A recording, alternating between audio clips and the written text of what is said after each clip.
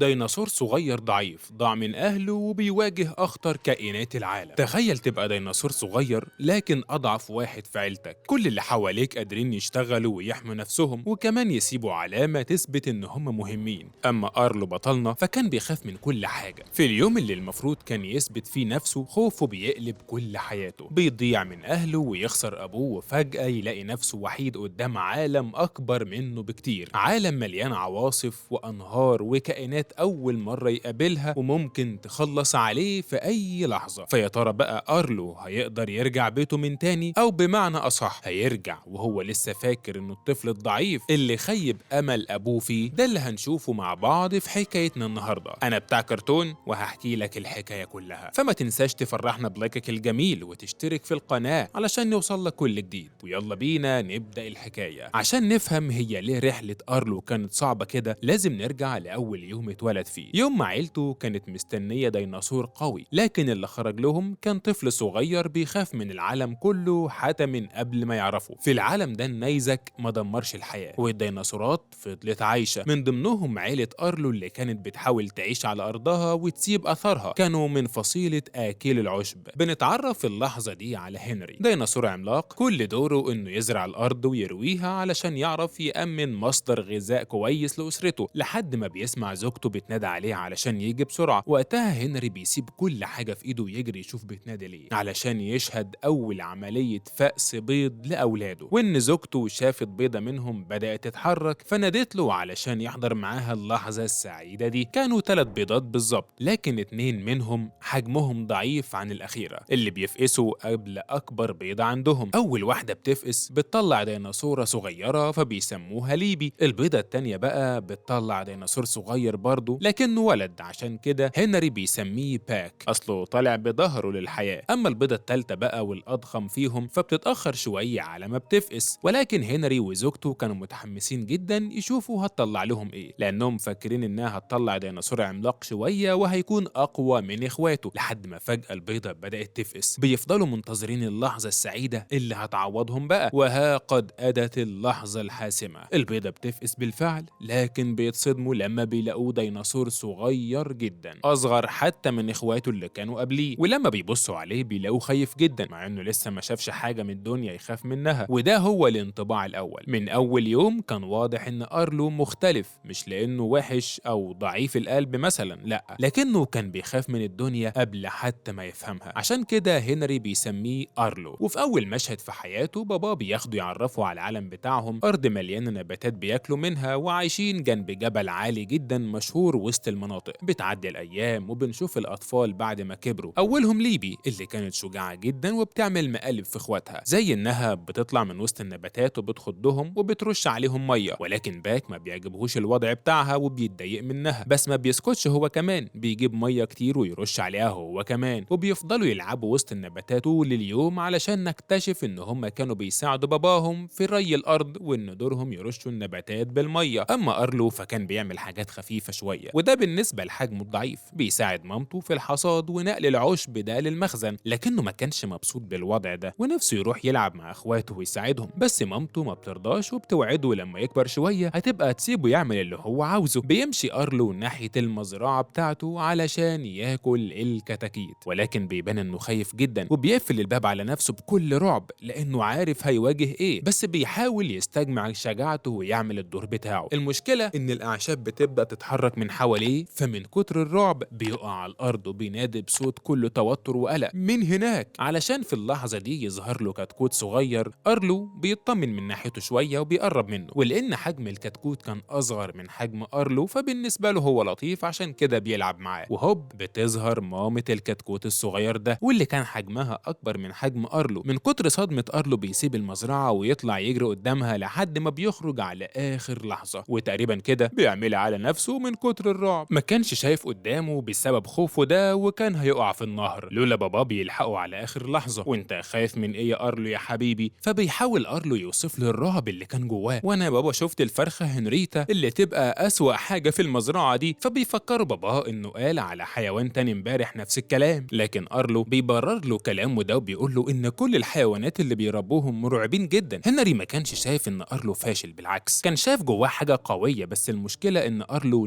نفسه ما كانش شايفها، وبيعرفه إنه مش محتاج يحب الحيوانات على قد ما هو يقوم بدوره بس. في اللحظة دي هنري بيبدأ يخزن الأكل علشان فصل الشتاء، ومطمن إن المخزن هيبقى في أمان وهيبعد عن الكائنات المتوحشة عنهم. في اللحظة دي زوجته بتقول له إن هم لازم يحطوا بصمتهم على حجر الشجاعة كدليل على إن كل واحد عمل حاجة مميزة فيه، ولكن هنري بيعرفهم إن اللي لازم يحط بصمته عليه الأول هي مامتهم، لأنها أكتر واحدة تعبت واشتغلت وساعدته. وبيبان قد إيه هنري بيحب زوجته وبيقدرها جدا. بيبدأوا يحطوا بصمتهم على الحجر واحد ورا التاني لحد ما بيجي دور الأولاد بقى، وكلهم بيتهافتوا إن هم يحطوا بصمتهم بقى علشان يثبتوا إن هم شجعان. ولكن هنري بيعرفهم إن الموضوع مش سهل كده، وإن هم لازم يعملوا حاجة شجاعة يثبتوا بيها نفسهم. فالأولاد بيتشجعوا جدا للموضوع، وكل واحد بيدور على حاجة يعملها. باك بيروح ينظف الأرض علشان يصلحها للزراعة، وفي الزاوية التانية بنشوف أرلو وهو بيجري قدام الفراخ. عشان كده هنري بيسمح لباك إنه يحط البصمة التالتة على الحجر بصفته شجاع وبيعمل شغل أكبر من حجمه. ولكن أرلو كان واقف حزين لأنه لسه ما عملش حاجة يثبت بيها نفسه ليهم. بيجي الدور على ليبي اللي بتزرع الأرض وبتنجح فعلا في الدور ده، عشان كده باباها بيكافئها وبيسمح لها تحط بصمتها، وبكده ما بيتبقاش غير أرلو اللي لسه حزين ومش عارف يعمل حاجة يثبت بيها شجاعته. ولكن هنري كان واثق إن جواه حاجة كويسة وأكيد هيثبت نفسه في يوم من الأيام. كل يوم كان أرلو يروح يبص على بصمات الشجاعة بتاعة إخواته ويحس بتأنيب الضمير جدا. علشان كده في يوم الشجاعة بتاخده وبيقرر يوقف كل الخوف ده. بيروح على مزرعة الفراخ علشان يحط لهم أكل، والمرة دي بيقنع نفسه إنه هيقدر، ولسه جواه الحماس اللي يخليه يدخل يعمل كده. فجأة بيلاقي أخوه باك مرمي على الأرض وبيتكلم بالعافية، فبيتصدم أرلو وبيجري يطمن عليه. فبيلاقيه بيقول له أنا كنت جاي أساعدك يا أخويا وأحط للفراخ أكل، بس هاجموني وخلوني زي ما أنت شايف كده. الجملتين دول وشكل أخوه كان كافلين يحطموا شوية الشجاعة اللي كان جاي بيهم. ولكن فجأة بتظهر فرخة من وراه بتهجم عليه، فبيخاف منها جدا. وبنكتشف إن كل ده مقلب من باك، وإنه بيخوف أرلو مش أكتر لأنه عارف إنه جبان. لا وكمان بيشتمه ويقول له أنت عمرك ما هتبقى شجاع يا ابني، وهتفضل زي ما أنت جبان طول حياتك. ولكن بيظهر هنري وبيسمع الكلمة دي فبيزعل من باك وبيسكته. أما أرلو فبيتأثر قوي بسبب الكلمة دي وبيعيط وهو بيقول أنا عمري ما كنت جبان، وأنا هثبت لكم في يوم إني شجاع وهرفع راس أبويا وأمي لفوق وعمري ما أخيب ظنهم عنهم. فبتحاول مامته تهون عليه شوية وبتقول له إن أكيد هيجي وقتك وتبقى شجاع. ولكن أرلو كان حزين على حاله وبيسيبهم ويمشي. في اللحظة دي هنري بيتأثر علشانه وبيبص لزوجته ويقول لها خلاص أنا عندي الحل. في نص الليل بيروح يصحي أرلو من النوم وياخده معاه وسط الجبال، وهو ده الحل اللي قال عليه بقى إنه يخليه يواجه خوفه من الضلمة ويتعود عليه. هنري ما كانش بيحاول يخلي أرلو شجاع بالعافية، هو كان عاوزه يفهم إن الخوف لو فضل سايقه مش بس هيمنعه من الخطر، ده هيمنعه حتى إنه يشوف جمال العالم من حواليه. والأول مرة أرلو بيشوف منظر مبهر جدا قدامه فبيبقى مبسوط، وإن خوفه لو فضل مسيطر عليه مش هيشوف جمال الدنيا. بيبدأ يلعب معاه وسط الحشرات المضيئة وهو مستمتع جدا. تاني يوم بياخده معاه للمخزن فبيكتشف إن في حيوان أكل المخزون بتاعه، وبيعرف إن هم لو فضلوا على الحال ده مش هيلاقوا حاجة ياكلوها في فصل الشتاء، علشان كده لازم نمسك الكائن ده. هنا بقى بتيجي فرصة أرلو أخيرا، بيتشجع قوي إنه يمسك الكائن ده بنفسه وبيبدأ يعمل له مصيدة عشان يوقعوا فيها. وطبعا كل ده بمساعدة باباه اللي بيعرفه إن بعد ما بيعملوا المصيدة إنه بمجرد ما يخلصوا من الكائن ده هيستحق يسيب بصمة الشجاعة بتاعته على الحجر. هنا أرلو عينه بتنور حرفيا، ياه أخيرا فرصتي جات لي لحد عندي. فبيفضل طول اليوم جنب المخزن يراقب الوضع وكله حماس، لحد ما فجأة بيشوف المصيدة بتاعتهم اشتغلت، فبيعرف إنها مسكت الوحش اللي مستنيه. هو بيتشجع إنه يروح ناحيتها، لكن الخوف والرعب بيبقوا مسيطرين عليه لأنه مش عارف هيواجه إيه بالظبط. وبخطوات ماشية بالبطيء بتتقدم خطوة وترجع اتنين، بيقرب من المصيدة خالص وأخيرا بيشوف الوحش قدامه، لكنه بيخاف من شكله وبيستخبى في العشب، مع إنه المفروض يهجم عليه ويضربه لكنه بيخاف يعمل كده. فجأة الوحش ده بيحاول يحرر نفسه من المصيدة فبيروح ناحية أرلو اللي برغم إن حجمه أكبر منه إلا إنه كان مسبب له رعب من جواه. أرلو كان واقف قدام أول اختبار حقيقي في حياته، قرار واحد كان ممكن يرجع لأبوه بيه وهو رافع راسه، لكن أول ما شاف سبوت قدامه كل الشجاعة اللي حاول يجمعها جوه اختفت، ورجع الطفل المرعوب اللي مش قادر يكمل خطوة واحدة. هنا بقى بنكتشف إن الوحش ده عبارة عن طفل بشري صغير. الغريب إن أرلو ما بيرضاش يضربه بسبب إحساسه بالذنب، وبدل ما يقتل الطفل ويخلص منه ويحرره من المصيدة وبيطلب منه إنه يبعد عن المكان بسرعة، لكن الطفل بيبدأ يقرب منه وده بيخوف أرلو أكتر، بيخليه يتقلب على ظهره من الرعب. على صوت صراخه العالي بيظهر باباه ومامته وبيشوف الطفل قدام ابنهم، ولكن الطفل بيخاف منهم وبيهرب فورا. والأول مرة هنري بيتضايق الطريق، وبيعرف أرلو إن كان قدامه مهمة لازم ينجزها، وإنه لازم يتغلب على خوفه أكتر من كده، ما ينفعش يفضل عايش فيه طول الوقت. طبعا بيوبخه على عملته دي وبيقرر إنه يخلص من الموضوع ده في الحال. بياخده معاه ناحية الجبل، واللي كان أكتر مكان مرعب بالنسبة لأرلو، كل ده علشان يخليه يمتلك الشجاعة الكافية إنه يواجه خوفه. بيدخل لأكتر منطقة مرعبة عارفها في حياته بره الحدود اللي عاش فيها طول عمره. بيفضلوا ماشيين وسط الجبال لحد ما بيوصلوا لمنزلق خطير جدا. المشكلة إن الجو كان قالب عواصف ورعد وبرق، وأرلو مش مركز غير في خوفه بس، عمال يبص للبرق وهو خايف لدرجة إنه بيتقلب على ظهره. بيحاول هنري يقومه وبيشجعه علشان مفيش وقت، وإن هما لازم يوصلوا لوجهتهم قبل العاصفة ما تشتد أكتر، لكنه بيحس إنه حطه تحت ضغط أكبر منه. عشان كده بيتأثر وبيحاول يهديه وبيعرفه إنه بيعمل كل ده علشان يتغلب على خوفه ويبقى شجاع، لكن مش لازم يعمل أكتر من اللي عليه. بيعرفه أرلو إنه مش شبهه، ولكن باباه كان شايفه بشكل تاني. بيحاول يزرع جواه غريزة البقاء والشجاعة اللي اتعلمها من صغره، وبسبب العاصفة القوية بيقرر إن هم يرجعوا للبيت دلوقتي ويبقوا يجربوا وقت تاني. ولكن مستوى النهر بيبدأ يعلى أكتر وبيحصل فيضان قوي جدا. في الوقت ده هنري بيطلع أرلو المكان عالي شوية وبيحاول يطلع وراه بس بيتزحلق. في اللحظة دي أرلو ما كانش فاهم إن دي آخر مرة هيشوف فيها أبوه. كان فاكر إن هنري هيلحقه كالعادة، بس المرة دي المية كانت أسرع من أي إيد تنقذه وأخدته معاها. من اليوم ده أرلو ما بقاش يخاف من العالم بس، ده بقى بيخاف من نفسه. وجواه صوت واحد كان بيتكرر: لو كنت أقوى أبوك كان عاش. بعد موت هنري البيت ما بقاش ناقص فرد وبس، البيت بقى ناقص الظهر اللي كان شايل كل حاجة. وكل ما أرلو يشوف أمه بتحاول تعوض غياب أبوه كان الإحساس جواه بيكبر أكتر: أنا السبب، وأنا حتى مش قادر أعوض وجوده. ولما بيروح ناحية المخزن علشان يوصل المخزون بيتفاجئ بالطفل البشري مرة تانية. أول ما شافه كل الحزن اللي جواه اتحول لغضب. هو ما كانش بيطارد طفل بريء وبس،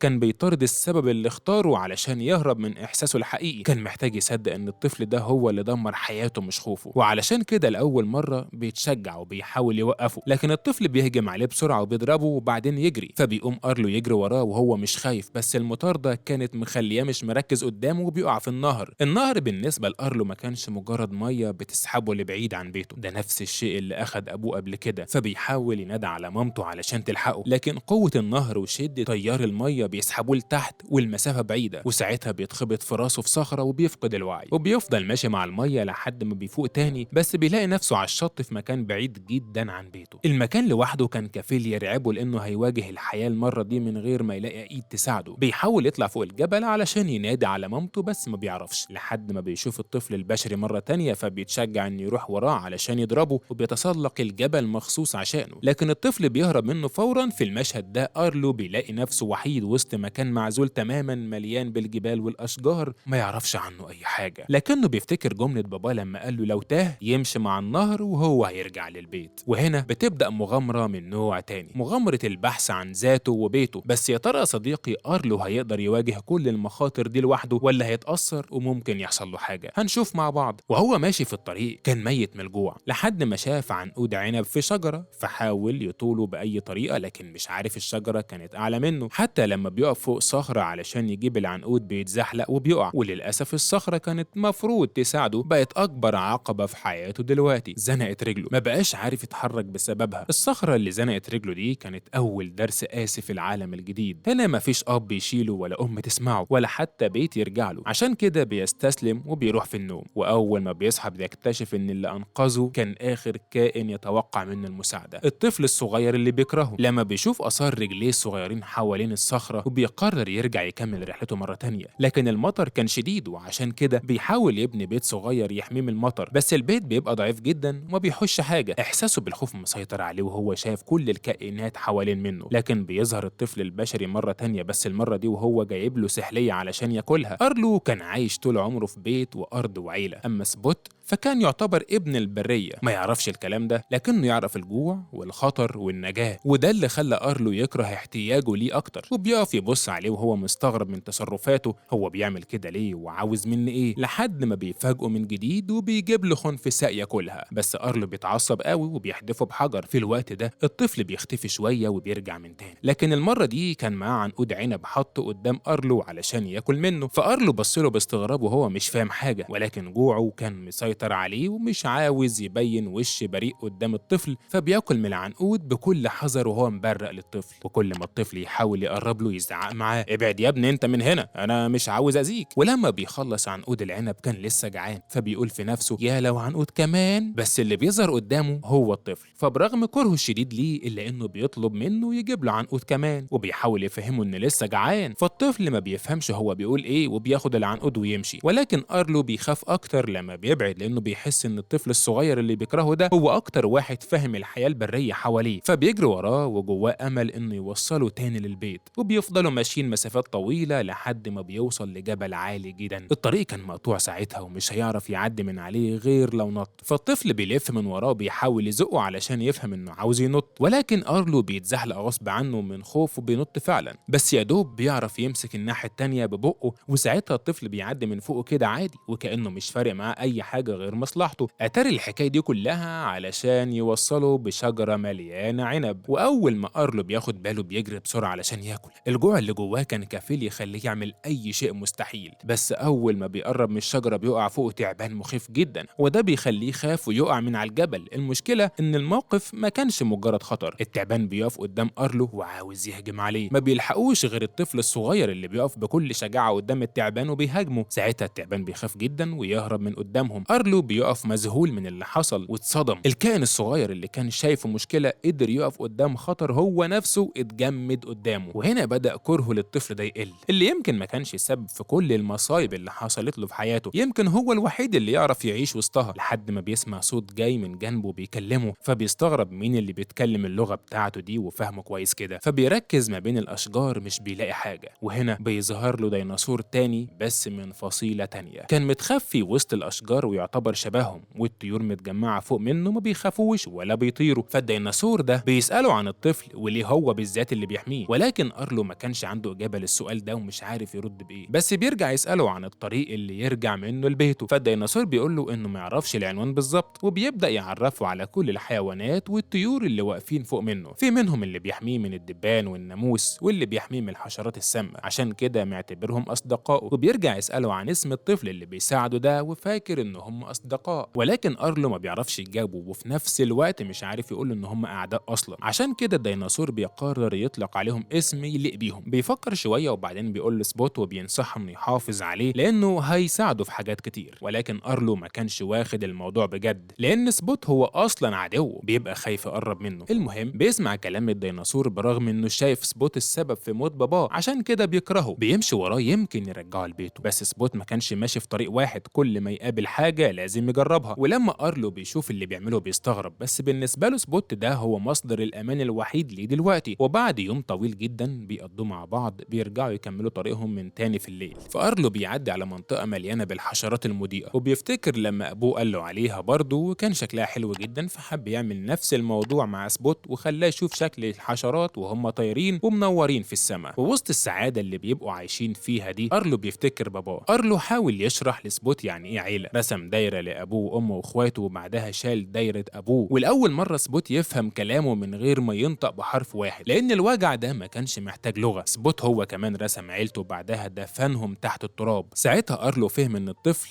اللي كان شايفه السبب مشاكله وحزنه شايل حزن كبير لوحده. هنا أرلو بيكتشف إن هما 2 أطفال ضايعين في عالم أكبر منهم، واحد بيتكلم ومرعوب والتاني ساكت بس قلبه مكسور. من اللحظة دي بقوا أعز أصحاب، علشان تاني يوم لما يصحوا من النوم يتفاجئوا بعاصفة قوية جدا بتقرب منهم. بيقرروا إن هما يمشوا من المكان بسرعة، لكن أول ما البرق ضرب أرلو ما شافش العاصفة اللي قدامه، شاف اليوم اللي أبوه اختفى فيه، نفس الصوت نفس الرعب نفس الإحساس إنه صغير ومش قادر يعمل حاجة. وبعد شوية الجو بيهدى وسبوت بيروح يصحي أرلو من النوم علشان يكتشف إنه بعيد عن النهر ومش هيعرف يرجع لبيته تاني، لحد ما بتظهر له النجدة حرفيا، مجموعة ديناصورات طايرين فوق منه، فبيحاول ينادى عليهم علشان يساعدوه وبيشرح لهم طريق بيته وإنه تايه وعاوزهم يرجعوه كده. الديناصورات دي أصلا كانت من النوع اللي بيتغذى على اللحوم، وأول ما بيشوفوا سبوت بيطمعوا فيه لأنه بالنسبة لهم وجبة دسمة. عشان كده أرلو بيخاف منهم وبيحاول يمشي بعيد عنهم، لكنهم بيروحوا وراه وبيبدأوا يطردوهم. بس المرة دي بيقع في الديناصورات عملاقة من آكل اللحوم واللي بيطردوهم هم كمان، فبيضطر أرلو يرجع تاني. ولكن بتقوم مطاردة بين الديناصورات وبعضها لحد ما بيطردوا الديناصورات اللي بتطير من المكان. وتخيل كده عزيز اللي كان خايف منهم بيقلبوا طيبين فجأة وبيساعدوه يقف، لا وكمان ما بيقربوش من سبوت، دول بيلعبوا معاه وبيحبوه. ساعتها أرلو بيتشجع يطلب مساعدتهم علشان يوصلوا لبيته، لكنهم بيرفضوا علشان طريقهم مش واحد، وبيعرفوه إن البرية خطر عليه ولازم يمشي في طريق تاني. بس بيعديش كتير وبيلاقيهم ماشيين وراهم وأتاريهم رايحين في نفس الاتجاه. الديناصورات دي كانوا بيدوروا على قطيع التيران علشان يتغذوا عليهم، لكن بيكتشفوا إن في صيادين موجودين في المكان، والصيادين دول يعتبروا حرامية لأنهم من نوع تاني من الديناصورات. عشان كده بيسرعوا خطوتهم شوية يمكن يلحقوا حاجة من التيران. وأول ما بيوصلوا للقطيع بيطلبوا من أرلو إنه يعدي من وسطهم بكل هدوء، لأن ده الطريق الوحيد اللي هيوصله لبيته. لكن وهو معدي فجأة بيظهر الصيادين قدام منه، وساعتها الديناصورات العملاقة بتبدأ تهجم عليهم، فبتبدأ مطاردة تانية بينهم لحد ما بيطردوا من المنطقة. وبعدين بيسوقوا قطيع التيران لبيتهم، وفي الليل بيقعدوا يستريحوا شوية، وأرلو بيقعد يتكلم معاهم وهو مستمتع بالجو، مولعين شعلة نار وما تسألنيش ازاي، بس قاعدين يتسامروا مع بعض، وكل واحد فيهم بيبدأ يحكي عن مغامراته وهو مستمتع. لكن اللي بيبان على كل واحد فيهم ان قصصهم متشابهة مع بعض. أرلو كان فاكر ان الكائنات الضخمة دي ما تعرفش الخوف، لكن وهو بيسمع حكاياتهم فهم ان كل واحد فيهم عنده ندبة، وكل واحد فيهم خاف قبل كده. الفرق ان هم اختاروا يتحركوا رغم خوفهم. وفي اللحظة دي بيبدأ فصل الشتاء عن طريق قطع من التلج، فأرلو بيعرفهم انه لازم يرجع لمامته بسرعة علشان يلحق يساعدها في جمع المحصول، خاصة ان ما بقاش وقت طويل على الشتاء. وعلشان كده كلهم بيبدأوا يتحركوا ناحية النهر. المرة دي أرلو بيتغلب على خوفه وبيسوق قطيع التيران في الاتجاه الصح لحد ما بيعدي بيهم لبر الأمان، وبيوصلوا للنهر. وساعتها بيودع الديناصورات وبيغير اتجاهه علشان يرجع لبيته. والمرة دي اتعلم الدرس بجد، انه هيفضل خايف طول حياته، بس الأقوى انه لازم يتغلب على خوفه ده. وبيطلع فوق جبل عالي جدا علشان يشوف البيت بتاعه من فوق، وبالفعل أول ما بيطلع بيلمح الجبل اللي بيته موجود عنده، فبيتحمس وبيجري بسرعة في اتجاهه. لكن وهما ماشيين في الطريق سبوت بيعمل صوت ببقه. ساعتها في حد بيرد عليه بنفس اللغة، ولما سبوت سمع ان ده أرلو حس بحاجة غريبة. المفروض يفرح، كان أول مرة كائن يخليه يحس انه مش وحيد، وتفكيره انه يخسره كانت كأن العالم بياخد منه حد تاني بعد أبوه. وعشان كده بيحطه فوق ظهره وبيكملوا طريقهم من تاني، كأنه مش عاوز سبوت يبعد عنه. المهم بيفضلوا ماشيين في الطريق لحد ما بيطلعوا للجبل. وقتها الجو كان مطره، وأرلو أساسا بيخاف من المطره، علشان كده ما بيبقاش عنده الشجاعة يكمل. لكن الصدمة بتحصل لما بيقابل الديناصورات الطايرة من تاني، لأنهم بيبدأوا يهجموا عليه علشان يسرقوا سبوت منه. فبيحاول أرلو يحميه ولكن ما بيعرفش. المرة دي الخوف ما كانش على نفسه، المرة دي كان أرلو خايف يخسر الشخص الوحيد اللي رجعه للحياة من تاني. وأرلو القديم كان هيهرب، لكن أرلو الجديد ما قدرش. بس للأسف الديناصورات بتقدر تخطف سبوت منه وبيزقوه من على الجبل. وللأسف أرلو بيشبك في شوية أغصان وبيتكتف، ومهما يقوم علشان يفكها من عليه ما بيعرفش، لحد ما بتحصل له شوية هلاوس وبيشوف باباه قدام منه. بيفرح جدا إن باباه لسه عايش وبيروح معاه، لكنه بيفتكر صاحبه الوحيد سبوت، وبيحاول يفهم باباه إن هم لازم يرجعوا علشان يساعدوه. بس باباه ما بيردش عليه خالص ولا حتى بيبص له. ساعتها أرلو بيقف مكانه بيلمح رجل باباه إنها ما بتعملش آثار وهو ماشي، فبيعرف إن كل اللي هو فيه ده عبارة عن وهم مش حقيقة. وبيقف يكلم في باباه اللي هو أساسا مش سامعه، وبيقول له إنه لازم ينقذ صاحبه الوحيد. وقتها الوهم ده كأنه بيجاوب على كل سؤال جواه. باباه بيلف يرجع له وبيفكر بالجملة بتاعته: أنا كنت متأكد إنك شبهي وإنك شجاع مش زي اللي بيتقال عليك. علشان ساعتها أرلو بيتشجع وهوب بيفوق من الغيبوبة، وأتاريه لسه متكتف زي ما هو في أغصان الشجر. فبيحاول يتغلب على خوفه ويفك الأغصان من حواليه، وبالفعل المرة دي بيقدر يفك نفسه وبيجري ناحية سبوت علشان يلحقه. بيتخطى الأشجار العالية والبرق اللي بيضرب حوالين منه وهو مصمم يلحق صاحبه، لحد ما أخيرا بيوصل له. والديناصورات بيحاولوا يمسكوه لسه وسط النهر. وهنا أرلو بيتشجع وبيقرر يتغلب على خوفه وبيهجم على الديناصورات يوقعهم في المية. فواحد منهم بيحاول يشيله، لكن أرلو بيقع فوق شجرة، واللي بطول تاني هو كمان ما بيتفضلش غير واحد بس، لكنه كان قرب يمسك سبوت. وقتها أرلو بيتشجع وبيحاول يخرج صوت عالي على قد ما يقدر يرعب بيه الديناصور، وفعلا بيخرج صوت عالي جدا. الديناصور بيخاف منه ويهرب. ساعتها أرلو ما بيستسلمش وبيشيل غصن شجرة يحدفه عليه، وفعلا بيصطاده ويوقعه في المية. وبكده ما بقاش غير انه ينقذ سبوت من وسط النهر، لكنه بيشوف فيضان عالي جدا جاي في طريقه. ساعتها كل حاجة رجعت في ثانية، صوت المية والعاصفة وصورة أبوه قدامه وإحساسه القديم بالعجز. لكن لأول مرة ما كانش هو اللي بيسوق. المرة الأولى المية أخدت أبوه وهو عاجز. المرة دي نفس المية كانت هتاخد سبوت، لكن أرلو قرر إن اللحظة دي مش هتتكرر بنفس النهاية، عشان كده بينط في المية علشان يلحق سبوت من قوة المية، بس بيغرقوا هما الاتنين سوا. المشكلة إن في شلال كان في نهاية النهر وسبوت كان فاقد الوعي. كل ده وأرلو بيحاول يلحقه بسرعة قبل ما يقعوا، وفعلا على آخر لحظة بيقدر يمسكه وبينط بيه من فوق الشلال. ما بيعديش كتير وبنشوفهم وهم خارجين سوا بره المية علشان أرلو ينقذ أكتر شخص كان مفكره عدو، لكنه اتغير وحبه وعرف إن هم شبه بعض. وبعد شوية سبوت بيرجع يفوق من تاني وبيكملوا طريقهم سوا للبيت، واللي أخيرا بيوصلوا له. ولكن فجأة بيسمعوا صوت بينادي من وراهم، واللي كانوا عيلة سبوت. بيقف أرلو يتفرج على المشاعر دي قدام منه، وسبوت بيقرب من عيلته وكان سعيد لأول مرة. وقتها أرلو بيحس إن قصتهم هما الاتنين متشابهة، وبيتقبل فكرة إن هما ما ينفعش يفضلوا مع بعض، علشان كده بيقنع سبوت إنه يفضل مع عيلته لأن دول بيته. وبيتفرقوا عن بعض بعد ما عرف قيمة الصداقة والحياة، وبعد ما اتعلم ازاي يواجه خوفه ويتغلب عليه. ولما أرلو بيرجع البيت ما كانش راجع كأقوى ديناصور في العالم، لكن كان راجع كطفل فهم أخيرا إن الخوف مش عار، العار اللي بجد إنك تسيب خوفك يوقفك. عشان كده لما حط بصمته على حجر العيلة، البصمة دي ما كانتش دليل إنه بقى من غير خوف، كانت دليل إنه اتعلم يكمل رغم خوفه. وأخيرا عرف معنى الحياة، إن مش لازم تبقى شجاع وقوي، لأن الشجاعة الحقيقية بتكون في تغلبك على خوفك. ولحد هنا بتخلص قصة ديناصور صغير كان فاكر إن خوفه عيب فيه، لحد ما فهم إن الشجاعة مش إنك ما تخافش، الشجاعة إنك تكمل رغم خوفك. أنا بتاع كرتون، وأتمنى الفيلم يكون عجبكم. ما تنساش اللايك وتشترك في القناة علشان تشوف مني كل جديد. يلا سلام.